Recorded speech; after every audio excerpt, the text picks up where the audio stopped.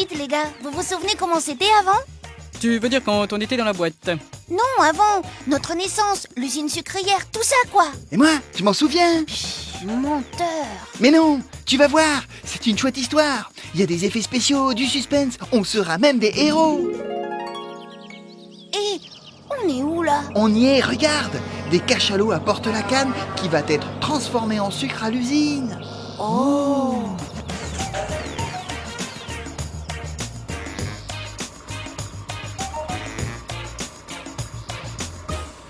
Dans l'usine, la canne est charriée sur ce tapis roulant. Pour fabriquer du sucre, il faut préparer cette canne. On commence par la couper en petits bouts dans le coupe-canne.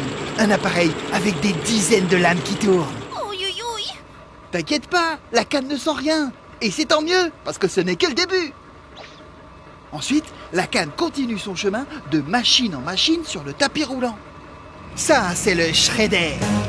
La canne y est broyée en tout petits morceaux. Elle passe entre d'énormes marteaux qui tournent et l'écrase contre une partie fixe, l'enclume. Aïe, aïe, aïe. Oh. Bah alors, allez, remets-toi, on continue.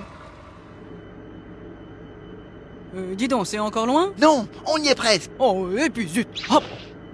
Attends, c'est pas fini, fais attention. Oui! Aïe, oui, aïe! Hop! Ouh, dis donc, elle fait drôlement mal ton histoire. Je t'avais prévenu. Nous sommes au séparateur magnétique. C'est un gros aimant qui sert à retenir tous les objets métalliques qui traînent et pourrait endommager les machines de la sucrerie. Hé, mes lunettes! Je retire ce que j'ai dit. Elle est super bien ton histoire. Très drôle, hein? Et pourquoi l'image est floue? Attends, je remets mes lunettes. Bon, j'en étais où? Ah oui, après, il y a le moulin à rouleau. C'est là où est récolté le jus. Ah oui, ça je connais. C'est presque ça, mais en beaucoup plus grand. La canne est pressée entre ces énormes rouleaux pour en extraire le jus. Le jus de canne va servir à faire le sucre, mais comme pour le jus d'orange par exemple, il reste des déchets. C'est la bagasse. En la brûlant, dans une centrale thermique, on produit de l'électricité qui permet d'alimenter des maisons partout à La Réunion.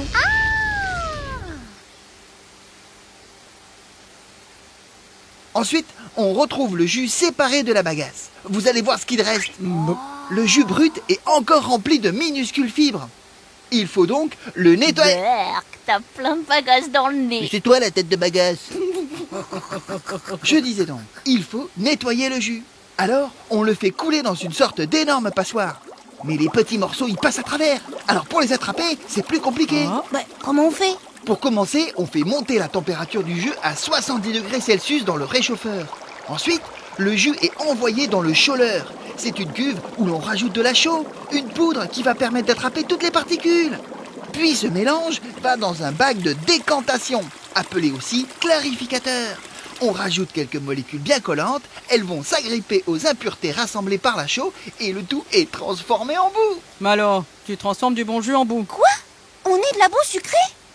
Mais non, la boue, c'est les saletés collées ensemble qui finissent au fond de la cuve. Le jus de canne, plus léger, reste au-dessus, bien propre. Ah. Ouf, je préfère ça. Le jus clair continue son chemin dans l'usine, alors que la boue va être transformée en engrais. On appelle ça l'écume. Le jus clair est très liquide car il contient beaucoup d'eau. On le chauffe pour que l'eau s'évapore. Comme ça, on obtient un épais liquide surnommé sirop la cuite. Ouf, quelle chaleur. Il faut encore chauffer le sirop dans un appareil qui ressemble à l'évaporateur. C'est le cuiseur. C'est lui qui transforme le sirop de l'évaporateur en sucre. Pas trop tôt, hein? D'accord, mais comment ils font pour qu'on soit tous de la même taille? Ah oui, pour avoir des cristaux de taille identique, on ajoute dans le cuiseur quelques grains de sucre. Le sirop les recopie pour qu'ils aient tous la même taille. C'est la cristallisation. Oh, c'est magique. Mais tout le jus ne se cristallise pas.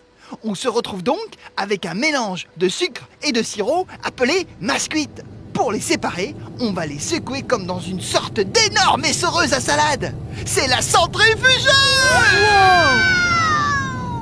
Dans la centrifugeuse, le sirop se sépare en deux parties. Waouh. D'un côté, il y a la mélasse Elle va servir à la fabrication du rhum dans une distillerie spécialisée, mais aussi comme complément alimentaire pour les vaches. L'autre tuyau amène le sucre vers Aimé. Et alors, vous êtes où?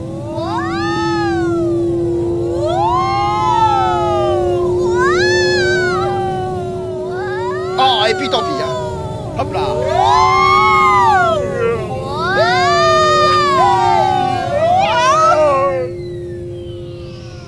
Hop là. Pas mal, pas mal. Mais au fait, d'où elles viennent nos couleurs? Ah, ça, c'est une question de cuisson et de taille de grain. Cela permet d'avoir des arômes différents. Tiens, toi par exemple, tu es celui qui se rapproche le plus des arômes de la canne. J'en étais sûr. Et donc, nous voilà. Avec 1 kilo de canne, on fait 22 morceaux de sucre comme nous. Moi, je suis surtout content de ne pas avoir fini en bagasse. Ou dans le nez de sucre blond. Ouais, la prochaine fois, je vous laisse écraser dans le shredder. Menteur.